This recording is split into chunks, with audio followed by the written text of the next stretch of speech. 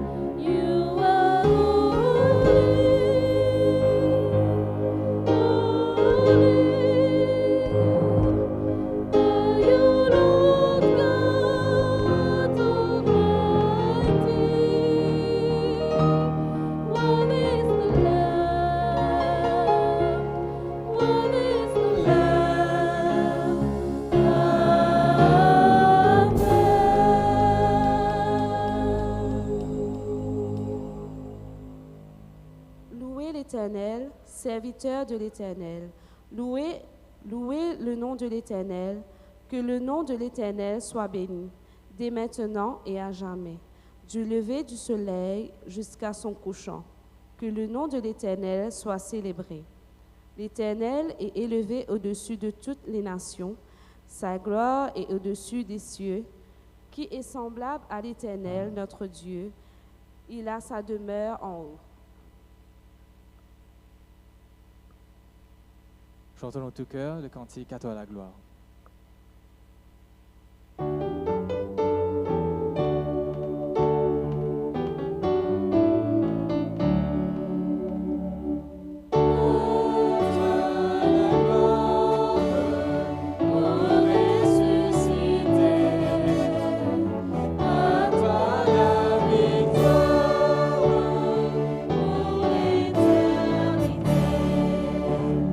Brillante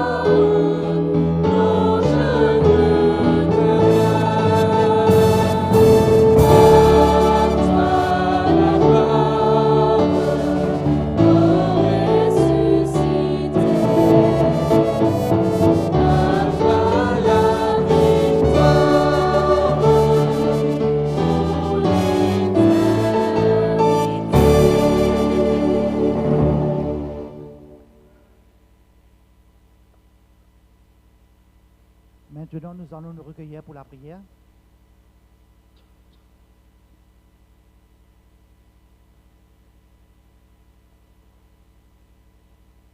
Éternel, notre Dieu, notre Père, ce Dieu qui existe d'éternité en éternité, ce Dieu d'Abraham, d'Isaac, de Jacob, d'Israël, ce matin, nous venons dans ta maison pour nous prosterner devant toi, pour te remercier pour tout ce que tu as fait pour nous.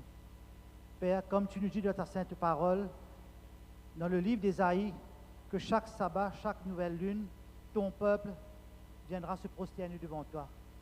En guise de notre préparation pour le ciel, ce matin, nous nous prosternons en ta présence, parce que tu nous as donné rendez-vous ce matin dans ce saint lieu.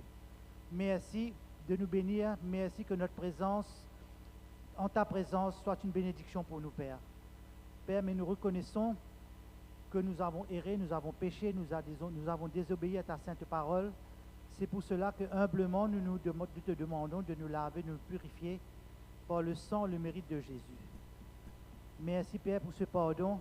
Et merci encore une fois pour la semaine que nous avons passée. Père, pour certaines, ça a été vraiment difficile, dur, douloureux, mais heureusement, nous avons cette espérance.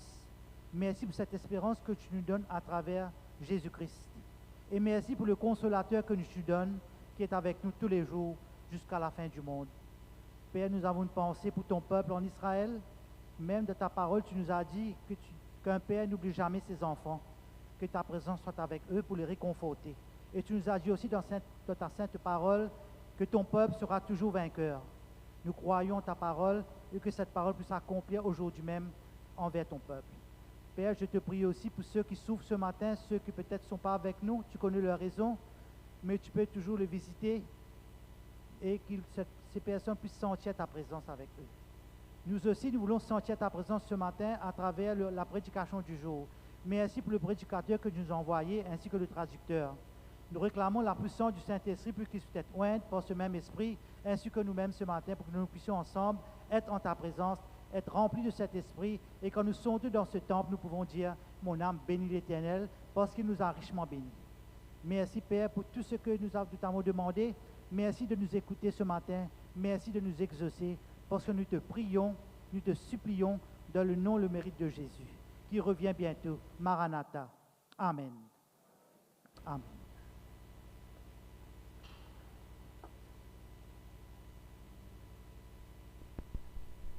Que chacun donne comme il a résolu en son cœur, sans tristesse ni contrainte, car Dieu aime celui qui donne avec joie. Je vous invite à préparer vos dîmes et vos offrandes, alors que nous allons prendre, je lève mes mains.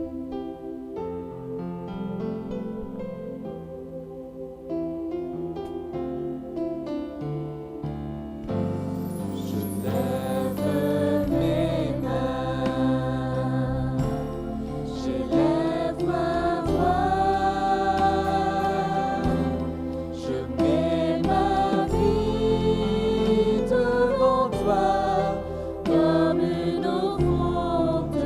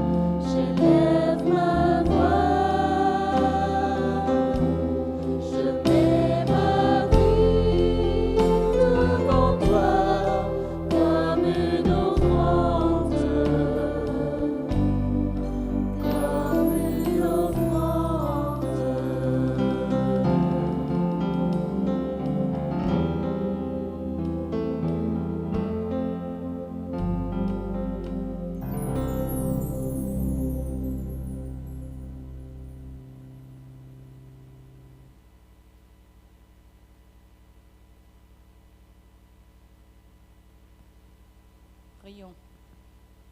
Notre bon Père Dieu éternel qui est dans les cieux, je te remercie pour la grâce et la bénédiction que tu nous as accordées en nous faisant passer une bonne semaine écoulée et aussi une bonne nuit.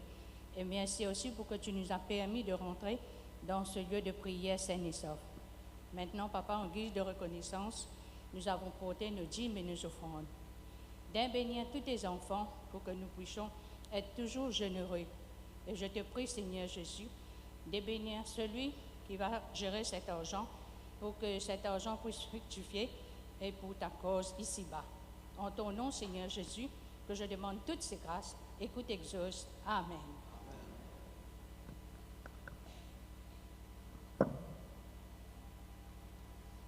Seigneur, nous voulons élever envers toi un chant d'allégresse, un chant de joie et un chant d'amour, car nous voulons nous réjouir en toi, toi qui es la source de toutes choses, qui est notre source de vie. Je vous invite à chanter I Love You Lord. Les frères, les premières strophes, les sœurs, la deuxième, et tous ensemble pour la troisième strophe. I love you, Lord, and I lift my voice to worship you, oh my soul, rejoice, take joy, my King, in what you hear. May it be a sweet, sweet sound in your ear. Yes, sir.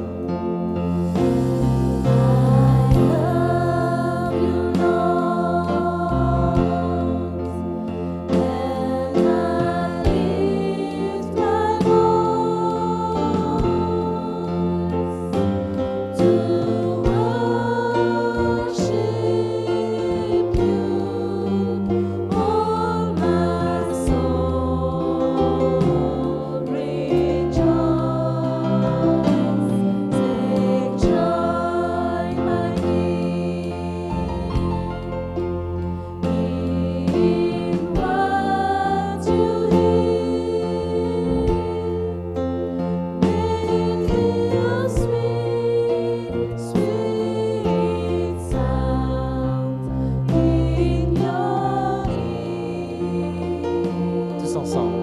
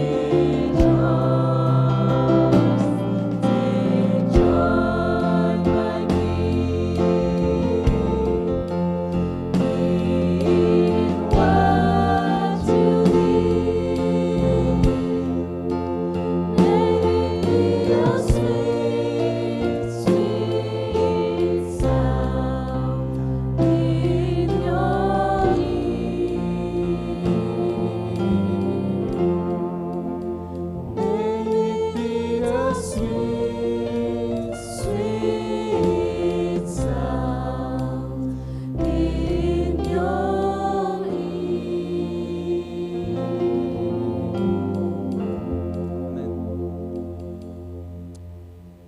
Nous voulons prendre une minute ce matin pour une prière de repentance, pour demander à Dieu pardon pour nos péchés, pour nos transgressions, que nous savons peut entraver notre relation avec Dieu, qui peut détourner la face de l'Éternel de nous et qui peut empêcher l'Éternel d'entendre nos prières. Donc je vous invite à passer une minute de prière personnelle dans la repentance.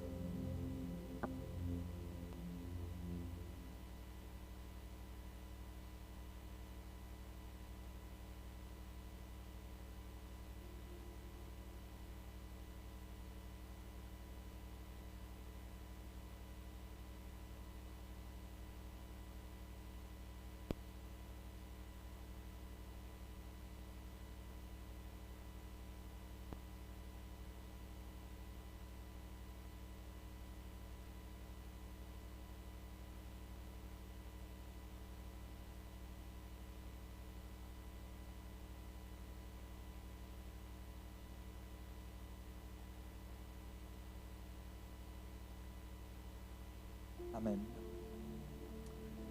Et nous savons que Dieu est bon envers nous et sa miséricorde est sans mesure. Et aussi, autant loin que l'Est est éloigné de l'Ouest, le Seigneur est loin de nous, nos péchés et nos transgressions. Et loin de nos péchés,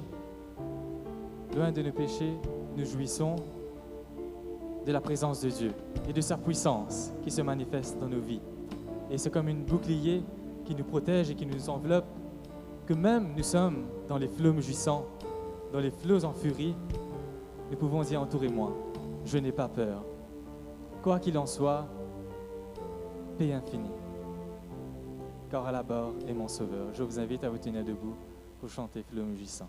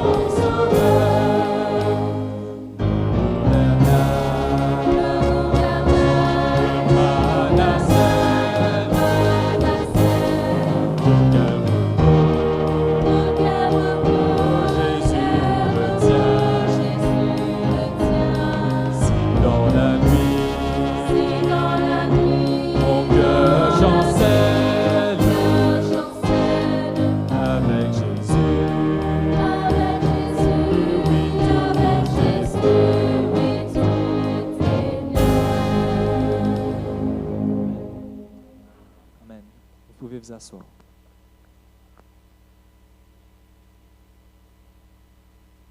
Rebonjour à vous tous et bon sabbat. Bienvenue dans la maison de Dieu ce matin. La lecture de ce matin se trouve dans le livre d'Ecclésiaste. Le livre d'Ecclésiaste, le premier chapitre, deuxième verset. Ecclésiaste, chapitre 1er, le verset 2. Vanité des vanités, dit l'Ecclésiaste. Vanité des vanités, tout est vanité. Deuxième texte, toujours dans le livre d'Ecclésiaste, le chapitre 12, le verset 1er. Jeune homme, réjouis-toi dans ta jeunesse.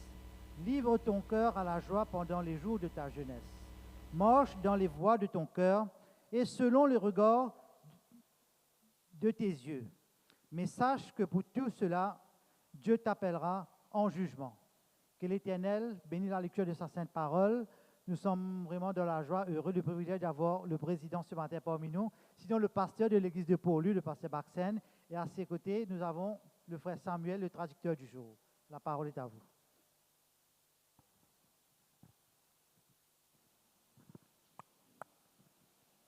Bonjour à tous, bon sabbat. Good morning, everyone. Happy Sabbath. How are you today? Comment allez-vous aujourd'hui? Are you happy in Jesus? Are you happy in the Lord? Are you glad to be here? Est-ce que vous êtes joyeux en Christ? Est-ce que vous êtes content d'être ici? Why don't you smile broadly? Let's see your beaming, broad smile. I want you Laissez-moi to turn to the voir person vos on your sourires. left, the person in your left, the person behind you, and the person in front of you. That's my behind. Et je vous demanderai de saluer la personne à votre gauche et à votre droite, Give each one a celui warm handshake ou celle qui est and a devant vous et broad, derrière, warm smile. And avec tell them, votre welcome plus beau into the sourire. house of the Lord.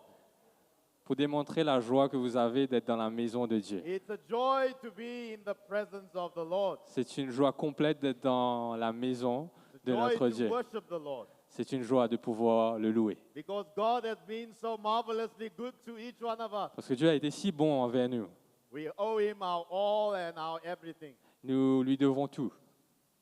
I was reading the book by John Piper called The Wasted Life. J'étais en train de lire le livre de John Piper qui a pour titre « Une vie mal vécue ». If you are able to get hold of that book, it will be a good book to read. Si vous pouvez vous en procurer pour le lire, c'est vraiment un très bon livre. Because it speaks about the most critical issue for every human being in this world today. Et le livre parle d'un des plus gros problèmes auxquels nous faisons face dans ce monde d'aujourd'hui.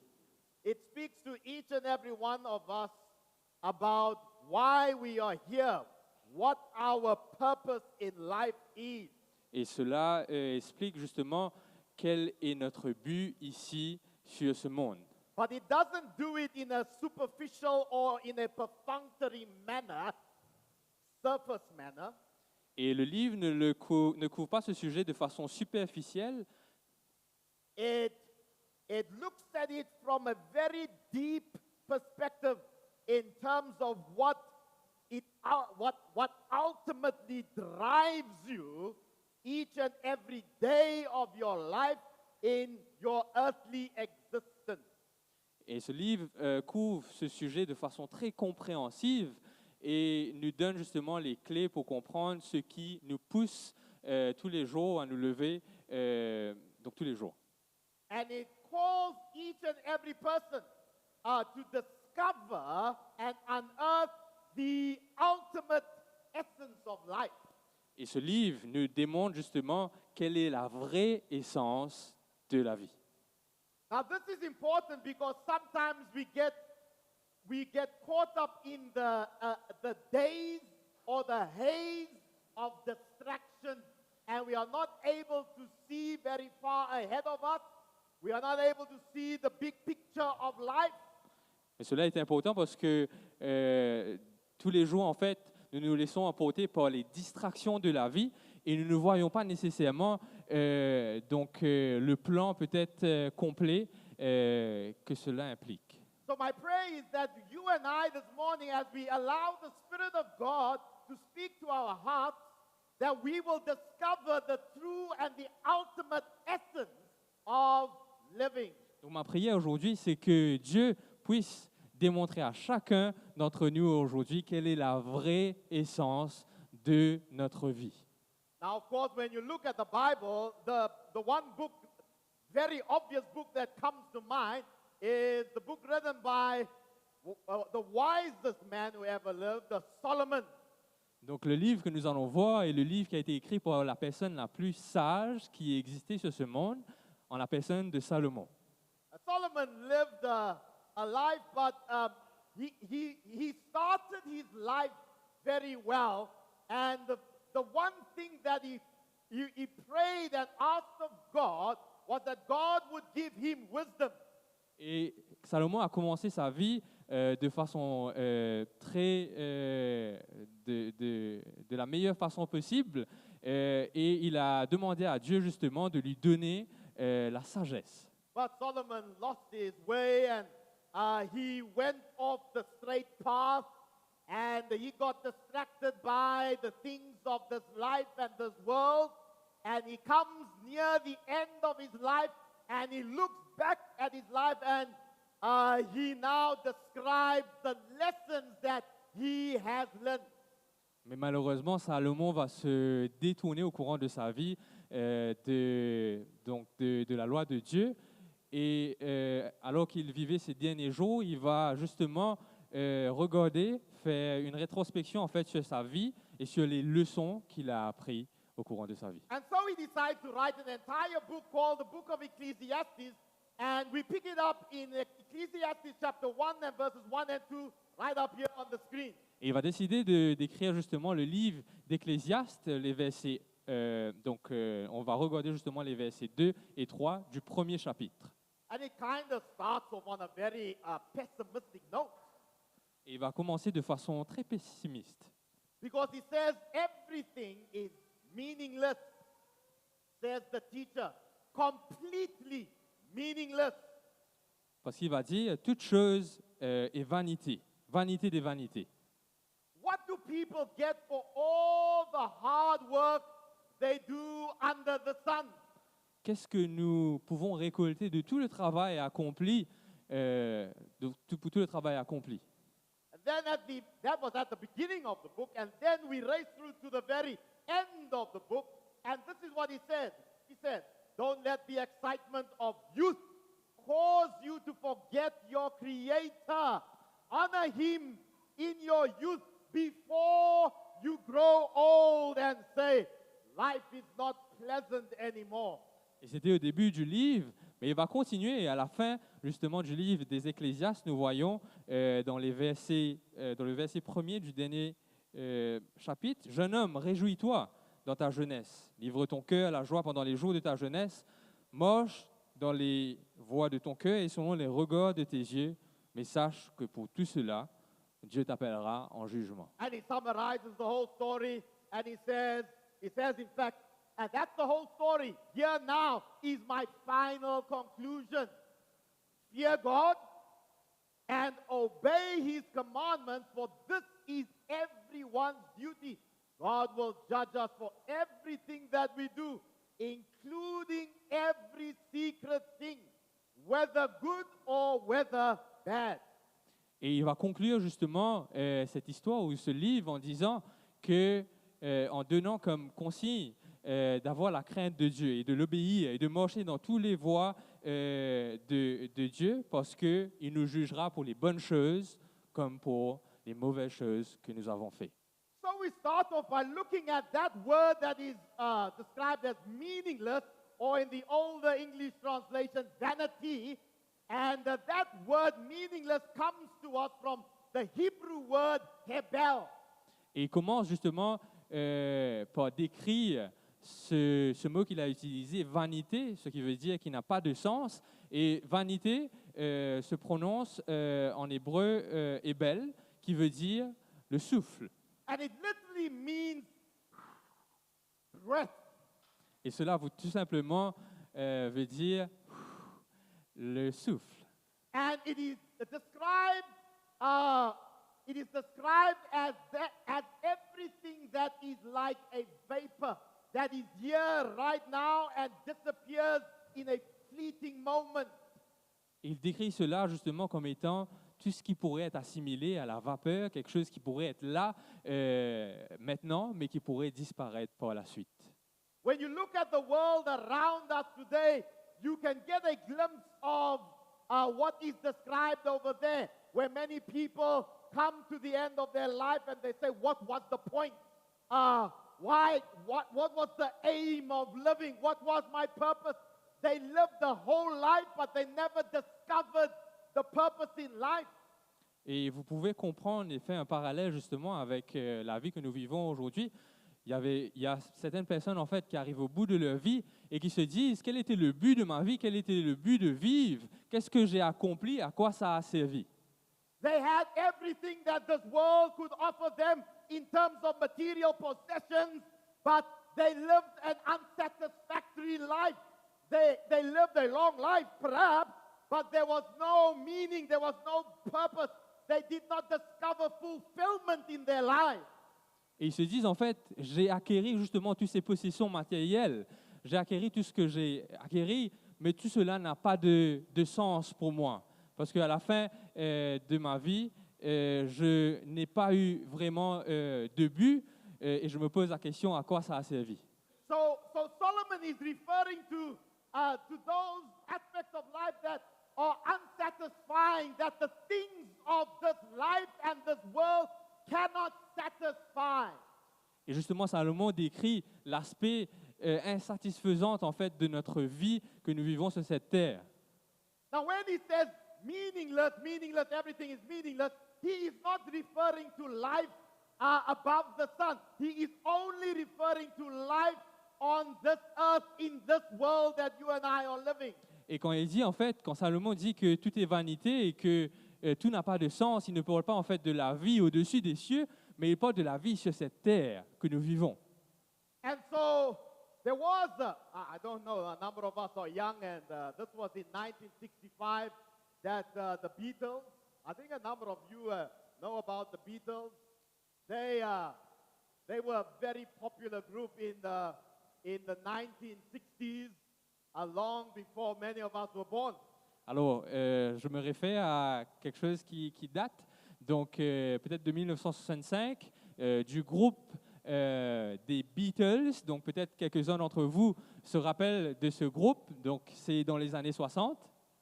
And the mood of the age at that time was the term that we describe as existentialism. People did not know of any meaning beyond this world or outside of themselves. They just lived their lives and found meaning in the things of this life. Et le mot-clé durant cette période, durant cette époque, en fait, c'était l'existentialisme, le fait de n'avoir pas nécessairement de sens plus que nous vivons ici, que nous n'avons pas nécessairement de but autre que de vivre sur le monde que nous vivons. And the song that John Lennon, the late John Lennon wrote was a song called The Nowhere Man that aptly described the mood of the age. I don't think much has changed today. Et le chant, en fait, qui était repris justement par le groupe, en fait, c'était donc Nowhere Man, donc l'homme de nulle part. Now listen to the words of the song. I'm not going to sing it, I'm going to read it. Donc écoutez les paroles de cette chanson, donc je ne vais pas nécessairement chanter, mais je vais le lire. It says he's a real nowhere man. Donc il dit cela, donc il est un homme de nulle part, donc un homme qui part au gré du vent, Sitting in his nowhere land. qui est assis en fait nulle part, Making all his nowhere plans for nobody. qui fait des plans qui n'ont aucun sens pour personne. Doesn't have a point of view. Donc il n'a pas d'opinion Knows not where he's going to. et il ne sait même pas où il se dirige. Isn't he a bit like you and me? Est-ce que cette personne ne ressemble pas nécessairement peut-être à nous, à vous et moi? Have we ever felt that way where we wake up in the morning and we're not sure why we exist, why we are here, where we are not sure where we are going? It's as though we are going nowhere, slowly. Est-ce que vous êtes déjà senti comme vous vous levez le matin et vous vous dites en fait, je n'ai nulle part à aller, je n'ai pas nécessairement de but et je n'ai pas nécessairement de but. Now, the Beatles, of course, were not Christian per se. They were not believers in the Word of God. They were not speaking about the hope of the gospel. Alors, les Beatles n'étaient pas nécessairement des chrétiens, ils ne parlaient pas nécessairement de la parole de Dieu, ils ne connaissaient pas la parole de Dieu. But they adequately described one of the most fundamental problems in the world today. Mais ils ont décrit de façon très compréhensive un des plus gros problèmes auxquels nous faisons face dans le monde que nous vivons aujourd'hui. And in fact, John Piper, in his book, then says the following. Et en fait, John Piper, l'écrivain que je vous avais mentionné, va dire cela. Even voices without a root in the truth, even though they don't know the truth. Donc même des voix en fait qui ne connaissent pas nécessairement la vérité, They knew that there must be something more, something outside of ourselves. et ils savaient en fait qu'il y avait quelque chose de plus au-delà de ce monde. Something bigger and something greater and more worth living for than just what you saw in the mirror every day. Quelque chose de plus grand, quelque chose de plus satisfaisant, de plus épanouissant que ce que nous vivons aujourd'hui dans notre vie. And so there was a philosopher by the name of, he was a Frenchman by the name of Jean-Paul Sartre. Et il y avait un philosophe aussi du nom de Jean-Paul Sartre, And he said the following. et il a dit cela. He argued that the central proposition of existentialism is that existence precedes essence. Et il a déclaré en fait que quand on regarde justement, quand on se réfère à l'existentialisme, nous devons comprendre que l'existence précède l'essence de la vie. Which is to say that individuals shape themselves by their existence. Et il voulait dire en fait que les individus, l'homme, va construire leur vie par eux-mêmes. So the two key words I want you to understand, number one, is the word existence. Donc les deux mots-clés que j'aimerais que vous reteniez, ce sera l'existentialisme, donc l'existence. Existence describes everything wrapped up in our lives apart from God. Donc l'existence en fait se réfère à toute chose que nous avons ici sur terre autre que Dieu.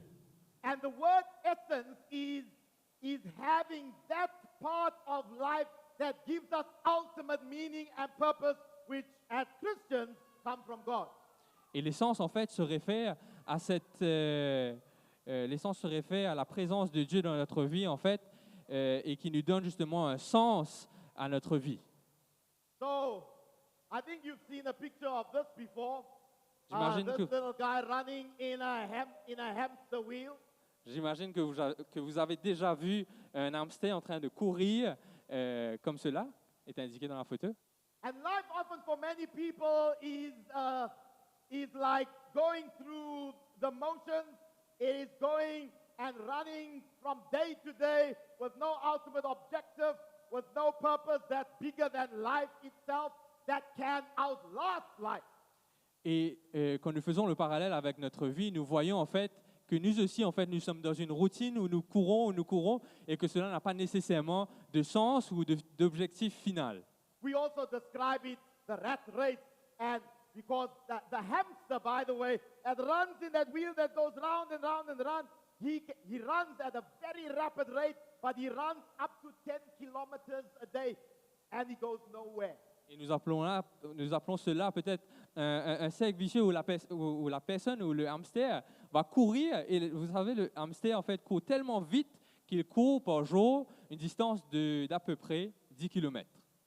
And God forbid that there are many today who are very active and very busy and running from day to day, but are not living for the things that have ultimate meaning and that do not make a difference beyond this immediate life. Et nous retrouvons peut-être dans la personne en fait qui aussi est en train de courir comme le hamster, à courir entre les différentes tâches que nous faisons tous les jours et nous n'avons pas nécessairement d'objectif en fait qui serait plus grand que cela. The truth of the matter is that life is so short, life is so temporary.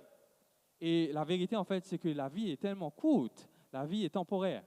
Look at what happened in Israel. Last Sabbath, early morning when we woke up, you know, everything was fine. And then Saturday evening, I went on to CNN and I said, hey, wow, Israel at war.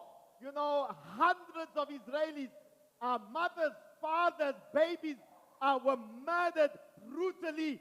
You know, they were not expecting it and today they are gone. Et regardez ce qui s'est passé en Israël sabbat dernier en fait. Alors que ça avait débuté paisiblement, nous entendons en fait dans les informations en fait que Israël est en guerre et il y a des centaines de personnes, de mamans, de papas, d'enfants en fait qui ont été tués. You have to put yourself in their shoes and say, what if that was me? What if that was my child? What if that was my family? Et nous devons peut-être nous dire, est-ce que cela pourrait être moi-même, est-ce que cela pourrait être ma famille qui est concernée par cela? Is this all that life is about? Would I be satisfied that I had lived my life optimally, that I had lived my life to the maximum, and that I was happy that I had lived the very essence of life? Est-ce que ma vie se résumerait à me dire en fait que voilà tout ce que je peux dire que j'ai fait dans ma vie et c'est le but ultime en fait de ma vie jusqu'au jour en fait où je suis tué? You know, are we just going through the circle of life as we said? We know where it begins. You are born. Est-ce que nous sommes en train en fait de vivre ce qu'on appelle le cercle de la vie? Donc nous sommes nés. And when you are born, you begin to grow, you eventually get married, and then you possibly have kids, and then you get grandkids, of course, and you buy a car, you buy a house, and then guess what? You retire and then you die. Est-ce que nous grandissons et ensuite nous nous marions, nous avons des enfants, nous avons des petits-enfants, nous avons une voiture, nous avons une maison, et ensuite nous mourrons? And this has been going on for thousands of years where you are born, you live, and you grow, and you get married, you have children, and you die. And my question is that all that there is? Are we just born to die? Et ce cycle perpétuel, en fait, se déroule depuis plusieurs milliers d'années. Et ma question pour vous aujourd'hui, est-ce que la vie se résume à cela? I don't know about you, but I can't accept that outcome. I can't accept that reality. For me, it makes no sense. Because if I was just born to die, my question is, what is the point? What is the ultimate purpose of life? Why am I here? Et je ne sais pas pour vous, mais pour moi, cela n'a aucun sens, en fait, de se dire que le but de la vie, en fait, c'est de naître et de mourir. Mais quel est le but ultime, en fait, de ma vie, finalement? Oh, many of us come to church and we say, yeah, that's a good question, Pastor. Why are we here? So many people outside of the church don't know the meaning of life. Et la question que nous posons, c'est pourquoi est-ce que les personnes qui sont en dehors de l'Église, pasteur, ne connaissent pas la signification réelle de leur vie? Oh, but allow me to step on your toes for just a brief moment because we have a challenge even within the church today where we have those who are professedly Christians, but they don't know why they were born. They don't know why they exist.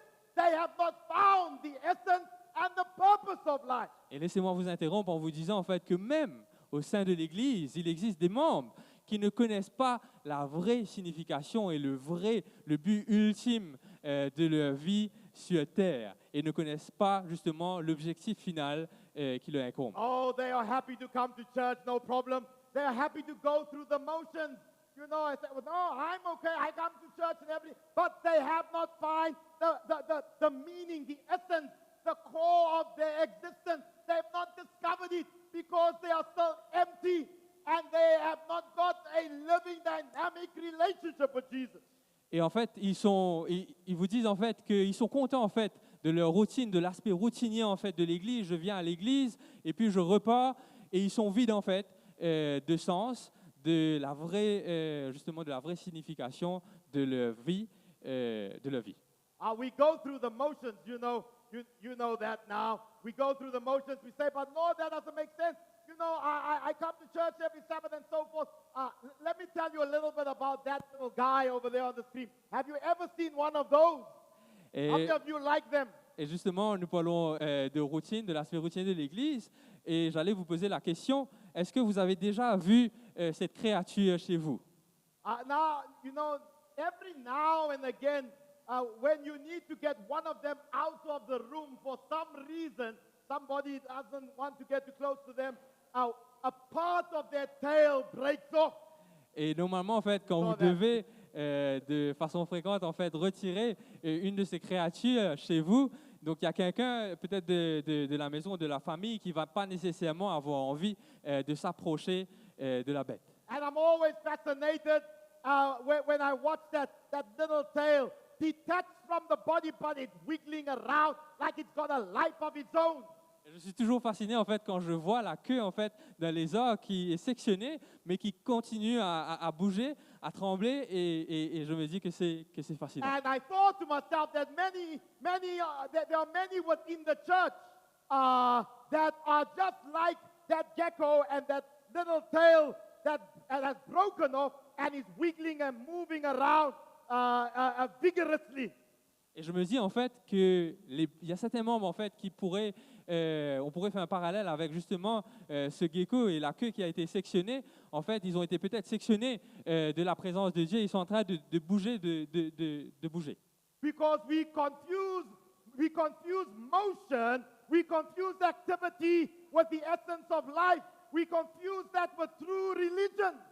Et c'est parce que nous faisons la confusion entre les activités, donc la routine, et la vraie essence de la vie.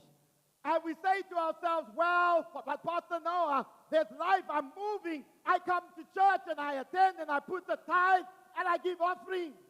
Et vous pouvez vous dire, mais pasteur, je suis en train de vivre, je suis en train d'être présent dans les activités de l'Église. And they do not realize that even though they are disconnected from Christ, they are still wiggling and moving, but it won't be for long because they are dying a slow death. You've seen that tail. It wiggles first like that and then eventually it does this. Et ils ne réalisent pas en fait que comme la queue qui tremble est arrivé à un moment, s'arrête de bouger, et bien eux aussi en fait, ils sont en train de vivre une mort spirituelle une mort spirituelle lente. And I see that happening to some church members slowly, going nowhere slowly. Yes, they are vigorous at first, but then they begin to fizzle out. You know, the fireworks come, but then it all dies down and then there's nothing. They are motionless and static. There's no life. There's no essence any longer. Et je vois cela arriver pour certains membres où ils commencent à bouger, à s'éloigner graduellement jusqu'à ce qu'ils demeurent statiques, sans aucune essence, sans la vraie essence de leur vie spirituelle. And so this ultimately describes the entire challenge that we have with life. And right up here on the screen, it says that many people prioritize existence first before they prioritize essence. Et ce diagramme, en fait, pourrait résumer le plus gros challenge que nous faisons face dans notre vie, c'est-à-dire que certaines personnes vont avoir comme priorité l'existence au lieu de l'essence. Because existentialism essentially says that there is no meaning to life outside of myself. I find it in myself. Parce que l'existentialisme, en fait, se réfère justement à ce principe que je n'ai pas d'autre sens autre que ce que je vis dans ma vie ici, sur Terre. I create my own meaning, and my meaning comes from what I do. So if I work and if I go and buy a car and a house, that is what gives me meaning. There's nothing more. Donc nothing more. la source de l'essence de ma vie, en fait, c'est ce que je fais, c'est mes œuvres à moi que je fais. Il n'y a rien d'autre, en fait, qui se rajoute à cela. And so when Jesus came, he fought against this philosophy of life, this worldview that says, no, put your focus on your life, put your focus on your worldly priorities, and make that the most important thing. Jesus fought against that. Et Jésus était contre cela, il était contre le principe en fait d'aller, d'avoir comme priorité en fait les principes, les objectifs que nous avons justement dans ce monde et nous cantonner à cela. Et Jésus était contre ce principe. What do you think Jesus meant when he said in Matthew chapter 6 verses 33, but seek ye first the kingdom of God and his righteousness, and all these things, you see, all these things are the things of existence. What I wear, the money I make, the job I have, the car I drive, the house I own, that's all these things. Et je peux dire, en fait, c'est ce que Jésus voulait révéler dans Matthieu 6, le verset 23, quand il dit « Cherchez d'abord le royaume des cieux et toutes choses vous seront données ». Et justement, il était contre le principe de l'existence. Donc, tout ce que je mets sur moi, tout ce que j'achète, tout ce que j'ai dans ce monde ici-bas. But we have missed the essence because a Christian reverses the order. The issues of existence don't take priority because God says, I know you have need of all those things. I will provide for you. I will take care of you. Seek first the kingdom of God. Mais le chrétien, en fait, va renverser justement cette structure et va mettre l'essence en première position parce qu'il réalise en fait que oui, j'ai ses besoins et réalise que Dieu sait qu'il a besoin de ces choses et il fait confiance en ce que Dieu va pouvoir par rapport à ses besoins. The Christian worldview is described as follows. First comes the essence. Why am I here? Who put me here? Why was I created? What is my purpose? Where do I find meaning in life? Et le point de vue chrétien, en fait, c'est justement se référer à l'essence en premier lieu et se poser la question, quel est mon but ici? Quel est mon objectif sur cette terre? Quel est mon objectif sur cette terre? You find the answers to those questions outside of yourself, not in the things of your life and your narrow worldly existence. You find it in God. You find it in the Word of God. He tells you where you come from. He tells you what your purpose is. Et la réponse, en fait, c'est que notre essence, le sens même de notre vie se trouve à l'extérieur de notre vie, de ce que nous vivons ici. Et nous trouvons, en fait, que cela se réfère à ce que Dieu a réservé pour nous. But what we find today happening is that we are living life without the essence and we are focusing predominantly on the existent things. 99% of the time, our decisions are influenced by existence, by my needs, by my priorities, and God comes just in the distant future. Et le problème aujourd'hui, c'est que nous avons comme priorité l'existence, nos besoins personnels, nos objectifs personnels. Et c'est ce qui arrive et ce qui s'ensuit, en fait, c'est que Dieu, le plan de Dieu, en fait, passe après cela. So when you're not living for the essence, we get confused as to what the essence is, because the essence is not the form of religion. It has nothing to do with physically going to a building where you worship God. You are not going to be saved based on that fact. Et des fois, nous ne comprenons pas justement la signification de ce qu'est l'essence, et nous pensons en fait que c'est sous forme en fait de la religion, de la pratique de la religion, de partir à l'église et de revenir à la maison. It's about discovering what your heartbeat is, what your passion is, what ultimately motivates you and gets you up in the morning and sets a fire under you that drives you, that gives you a real meaning and purpose for living. Mais la réponse que nous devons justement chercher, c'est quelle est notre motivation ultime sur ce monde? Qu'est-ce qui nous pousse à nous lever tous les matins? And so there are two versions of Christianity. Et il y a deux versions en fait de la vie chrétienne. And unfortunately today I have to break the bad news that in many churches what we find is the version number one where the church revolves around existential matters. Et je suis désolé de vous apprendre en fait que nous avons la version 1 la première version, en fait, qui est une version où l'Église se focalise sur les choses existentielles, donc sur l'existence.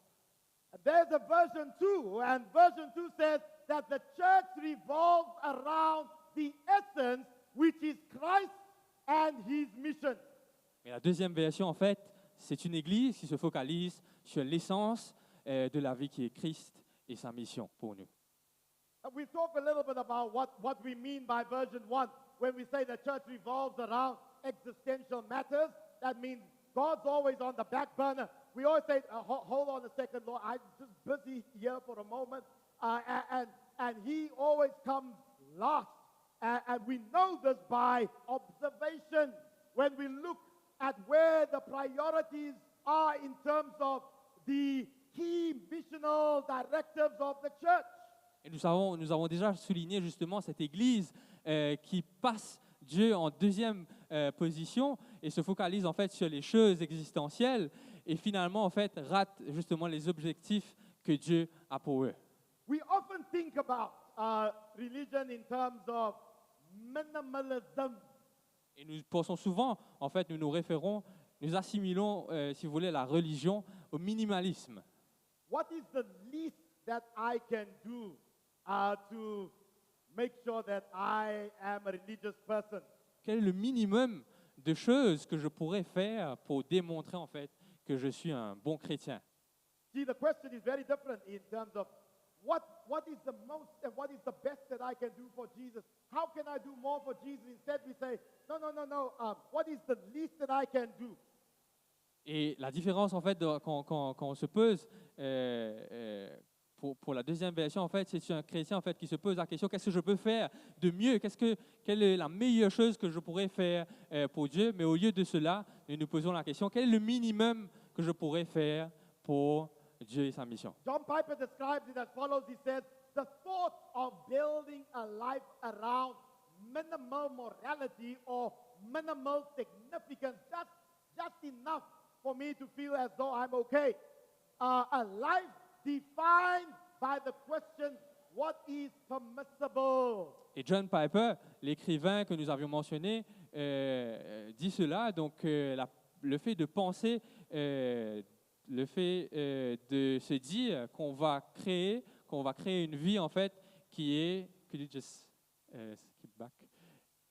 Donc, le fait de se dire en fait qu'on va créer une vie basée sur le minimum de moralité et le minimum de sens, c'est une vie qui est définie par la question qu'est-ce qui serait permissible pour moi de faire? We see the blight of minimalism is widespread within the church of God today. It is about what the least is that I can do. We have now adapted to a superficial form of religion. Et vous voyez en fait que ce principe, cette philosophie est répandue en fait dans l'Église, c'est de se dire qu'est-ce que je peux faire de minimum pour Dieu. And so John Piper says, this felt almost disgusting to me. He said, I didn't want a minimal life. I didn't want to live on the outskirts of reality, is what he said. Et John Piper va se dire qu'il est dégoûté par cela et qu'il ne veut pas nécessairement vivre une vie centrée sur le minimalisme. Je ne veux pas nécessairement vivre sur les extrémités, sur la beauté en fait de la réalité. The goal is for us to find our essence. If we have not found our essence, and the essence doesn't lie in the forms of religion, it lies in a relationship with Jesus Christ. Et le but, en fait, c'est de trouver la vraie essence de notre vie. Et l'essence, ce n'est pas la religion, ce n'est pas les pratiques religieuses, mais d'avoir une connexion directe avec son Dieu. A personal relationship with God is the ultimate essence of life, where you spend time with God daily, reading His Word and praying and saying, Lord, how can I be your servant today? Lord, how can I be a witness today? Lord, how can I be your ambassador and represent you wherever I go? Et une vie, justement, où vous avez la vraie essence, c'est une vie où vous avez une connexion personnelle avec Dieu. Et vous vous posez justement les questions comme suit. Donc, qu'est-ce que je peux faire pour toi? Qu'est-ce que je peux faire de plus pour toi? Quelle est la meilleure chose que je peux t'offrir aujourd'hui. C'est en lisant la Bible, c'est en avoir une connexion fréquente avec sa Bible, avec la parole de Dieu, avec Dieu lui-même. So what does it mean to live well or to waste your life? Donc, que signifie vivre, donc avoir une vie bien vécue? Ecclesiastes chapter 11 verses 9 says the following. Ecclesiastes chapter 11 verses 9 says, "Rejoice, young man, while you are young. Let your heart cheer you in the days of your youth. Follow the impulses of your heart and the desires of your eyes." Alors, Ecclésiaste 11, le verset 9, nous dit cela.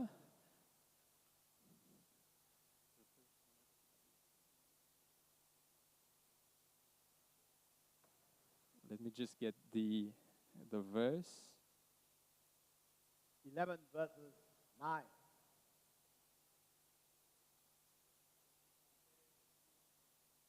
Ah, c'est 12. Donc, jeune homme, réjouis-toi dans ta jeunesse. Livre ton cœur à la joie pendant les jours de ta jeunesse. Marche dans les voies de ton cœur et selon les regards de tes yeux.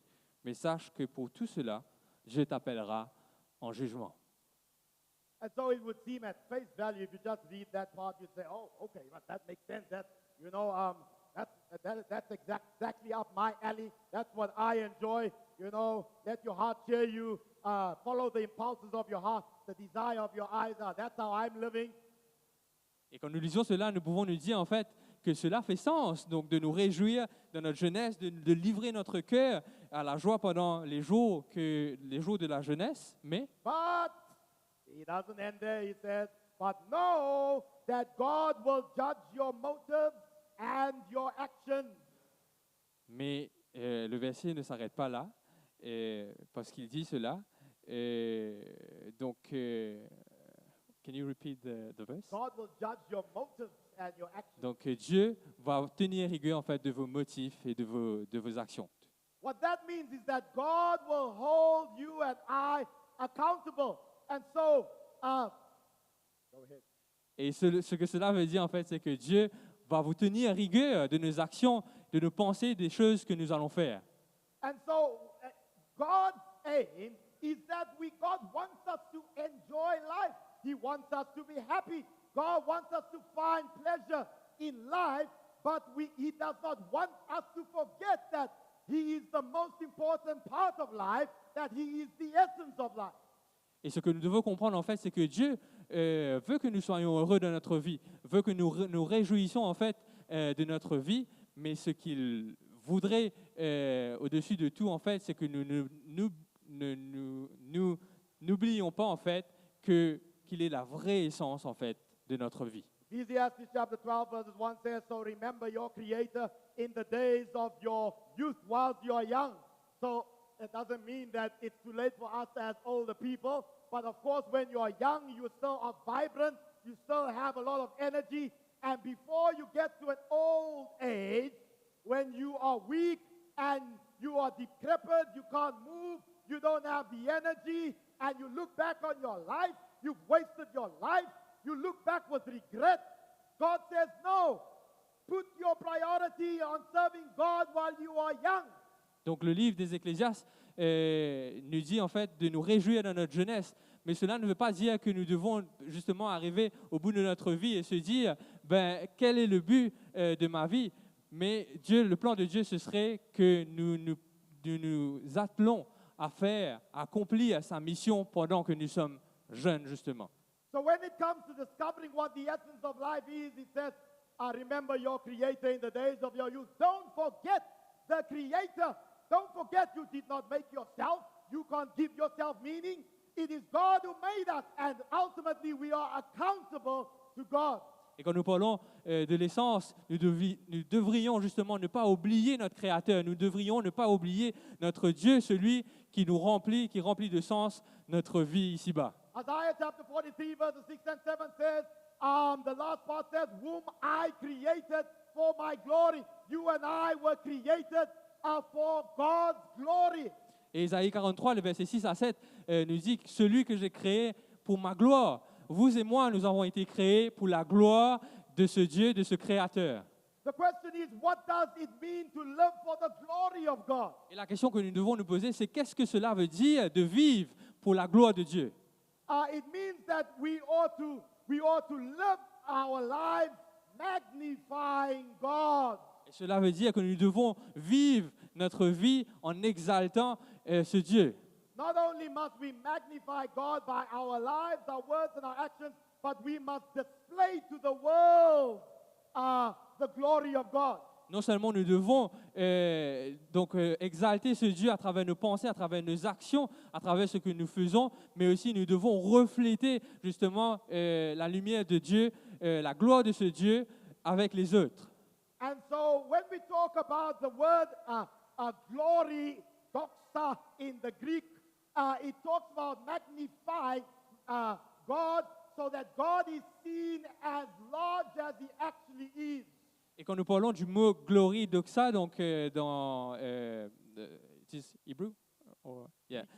Donc dans la langue grecque, nous parlons en fait d'exalter Dieu et de le montrer ou de le refléter plus de ce qu'il est réellement. And so we got to live our lives so that we don't get the glory, but God gets the ultimate glory. And we've got to display that to the world so that as the world sees our good deeds, they give glory to our Father who is in heaven. Jesus said that in Matthew chapter 5. Et nous ne devons pas nécessairement nous concentrer sur notre gloire, mais surtout sur la gloire de Dieu, mais aussi à travers les œuvres que nous faisons, que les autres puissent voir et puissent contempler la gloire de Dieu. Jésus dit cela dans Matthieu, le chapitre 25. And God is most glorified in us when we are most satisfied in Him. Et Dieu est glorifié en nous quand nous sommes satisfaits en lui. Where does your greatest satisfaction come? Does it come from the things of this life? Does it come from your employment, from your job? Does it come from the car or the house that you have or your bank account balance? Is the most satisfaction on those earthly things? Quelle est la source de votre plus grande satisfaction? Est-ce que c'est votre travail? Est-ce que c'est votre voiture? Est-ce que c'est votre famille? Est-ce que cela se réfère justement à des choses terrestres? Or does your satisfaction come more from Christ and what He's doing in your life, from the power of His Word and living life for God's purposes, living life for God's mission? Is that where your satisfaction comes from? Ou est-ce que la source de votre satisfaction, en fait, émane de la présence de Dieu, d'une vie, en fait, qui est une vie de proximité avec ce Dieu, une vie avec seul objectif, en fait, c'est de se rapprocher de ce Dieu.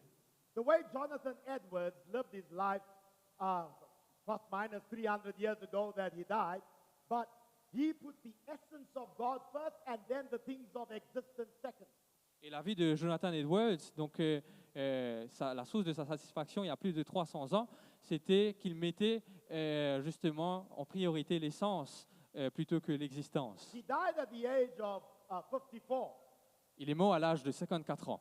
But we are told that he lived a full life, that he had found the true essence of life. Mais il est dit en fait qu'il a vécu une vie plutôt, qu'il a été très épanoui et que sa vie était complète. John Edwards made the following resolutions.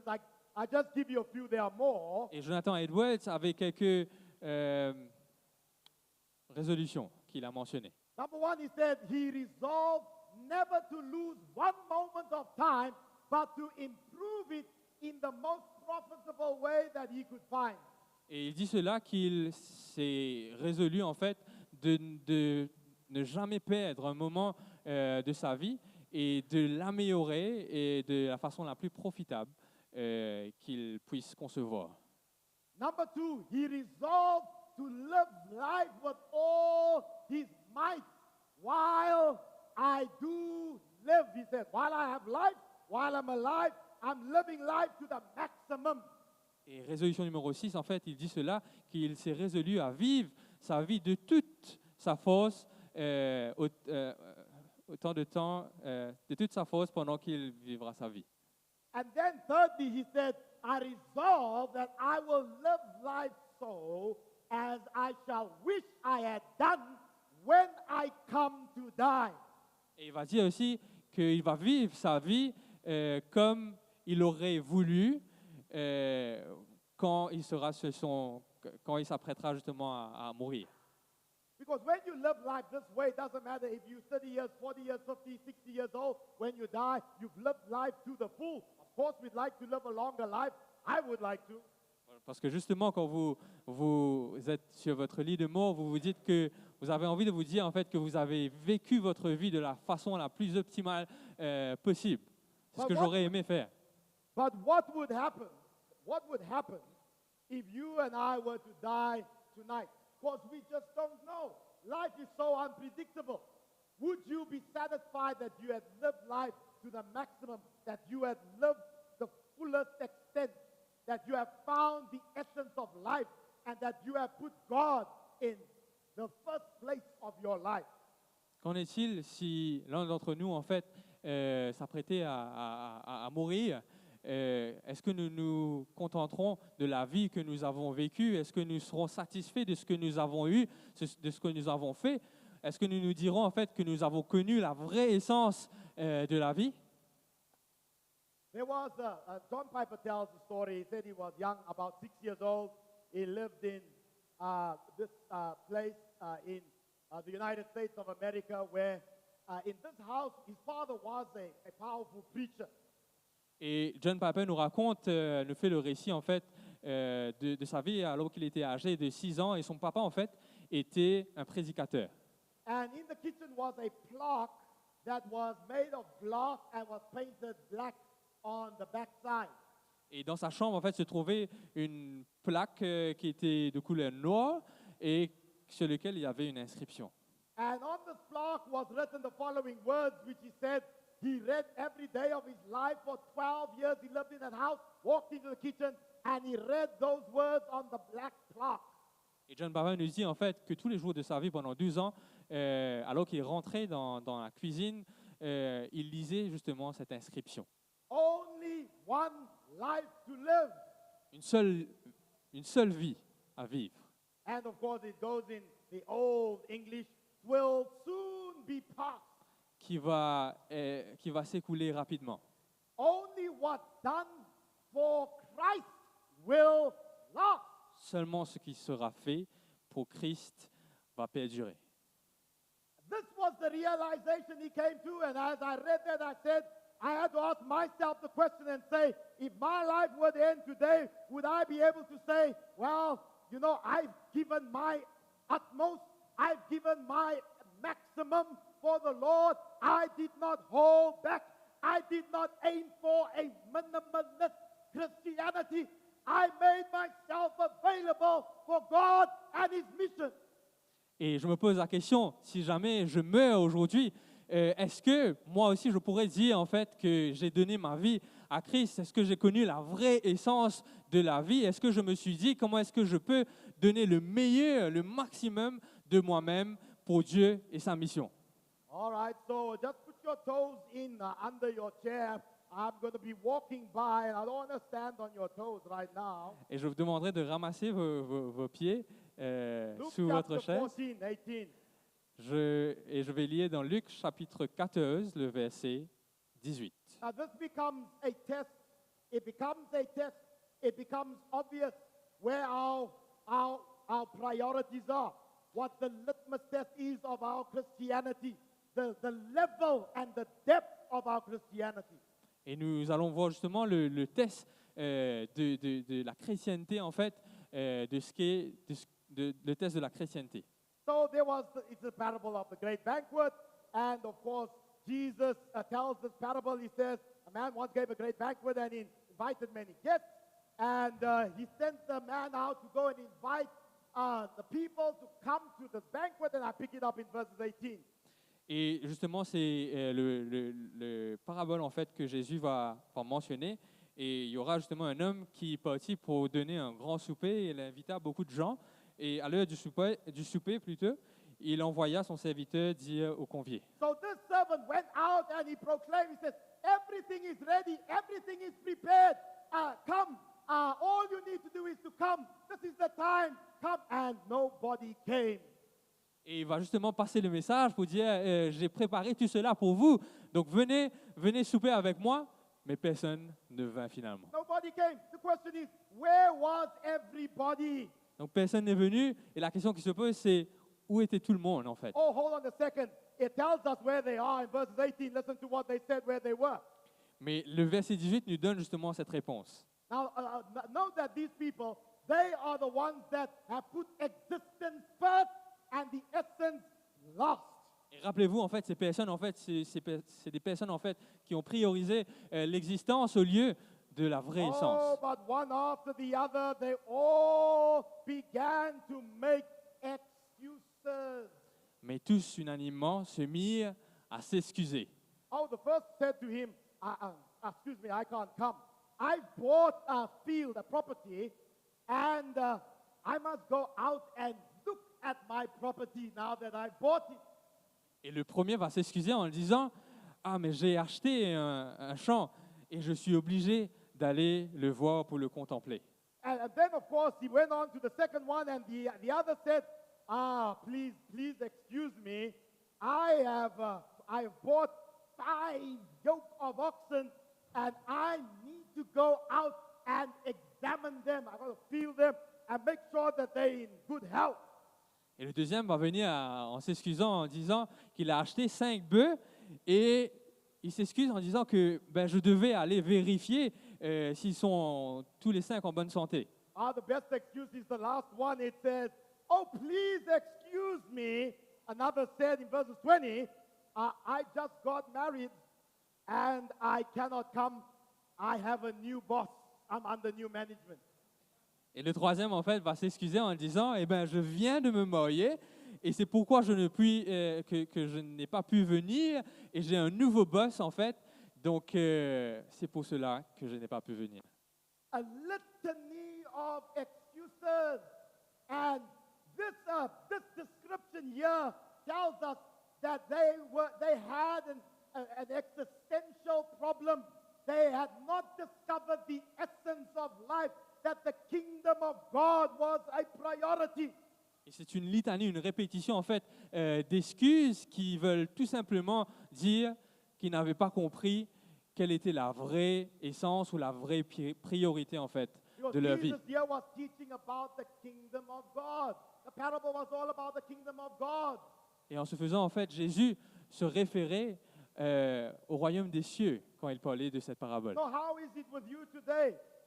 Are you one of those described here where there is always a ready excuse, where there is always a reason not to serve God, always a reason to decline when God calls on you, always a reason not to be there when God needs you to go out to be a witness? Yes, I'm talking to you. Et qu'en est-il de vous? Est-ce que vous aussi, en fait, vous faites des excuses pour ne pas participer justement à l'œuvre? Est-ce que vous faites des excuses et afin de prioriser votre existence? Est-ce que vous vous dites en fait que je ne vais pas nécessairement être témoigné aujourd'hui et je priorise tout sauf la mission de Dieu? Ellen White tells the story of an elderly man who looked round about the ages of 70 or 80 years old. Et Ellen White va nous raconter l'histoire d'un homme qui, de par son apparence, pourrait être âgé de 70 ans ou de 80 ans. When this man was approached, he was asked the question, how old are you? Et quand cet homme fut approché, on lui posa la question, mais quel âge avez-vous? And you know what his response was? Oh, well, I'm actually 2 years old. Et sa réponse était, j'ai 2 ans. You would be shocked and say, but you know, you're an old man, and how could you say that you are 2 years old? Et vous serez peut-être choqué en disant, comment est-ce que cela se fait-il que vous êtes seulement 2 ans? Vous avez seulement 2 ans. His response was as follows. He said, until 2 years ago, I lived the life of a dead man. Et il va répondre cela, jusqu'à 2 ans de cela, je vivais la vie d'un homme mort. It was just 2 years ago that he was baptized, that he was converted, that he had given his heart to Jesus, and he had discovered the essence of life. Et cela faisait 2 tout years. simplement 2 ans depuis qu'il avait donné sa vie à Christ, depuis qu'il s'était fait baptiser et qu'il avait découvert la vraie essence de sa vie. For most of his life, it was all about his life and his existence. But now, for 2 years, he had discovered the essence of living. Pour, tout au long de sa vie, en fait, il avait priorisé justement toutes les choses matérielles qui se réfèrent, qui sont associées à l'existence, mais maintenant il avait découvert ce qu'est la vraie essence de Dieu. So the last Bible verse I want to share with you is in Galatians chapter 6 and verses 4. Et le dernier verset que j'aimerais partager avec vous, cela se trouve dans Galates 6, le verset 14.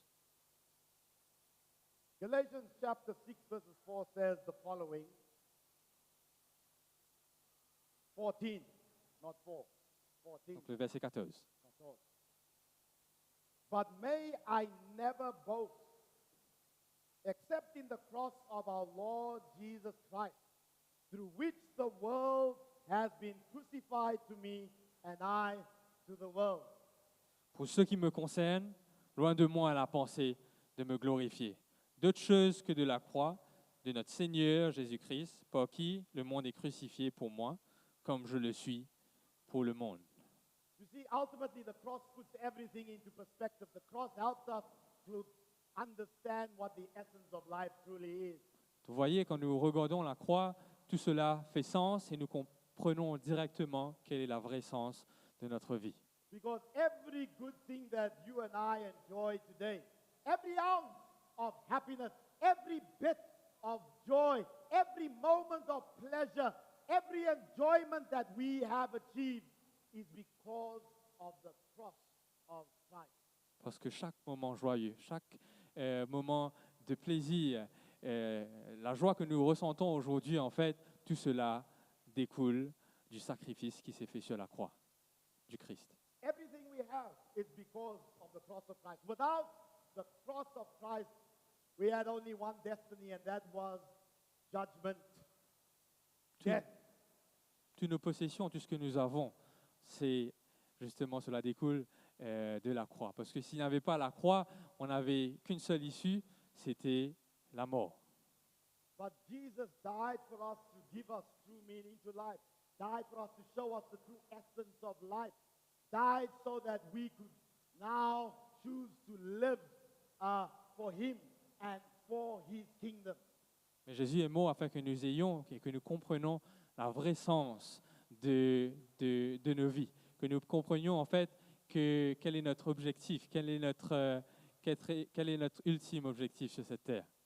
You and I have one life. Vous et moi, nous avons une seule vie. Make it count. Faites en sorte qu'elle compte. Amen. Amen.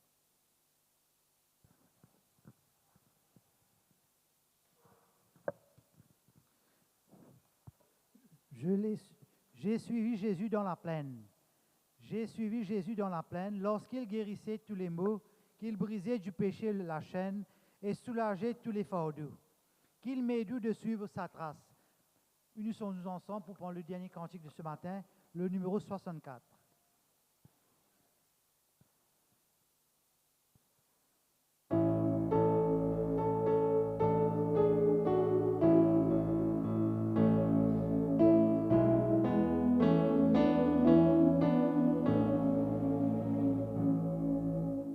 Je suivais Jésus dans la plaine, lorsqu'il guérissait tous les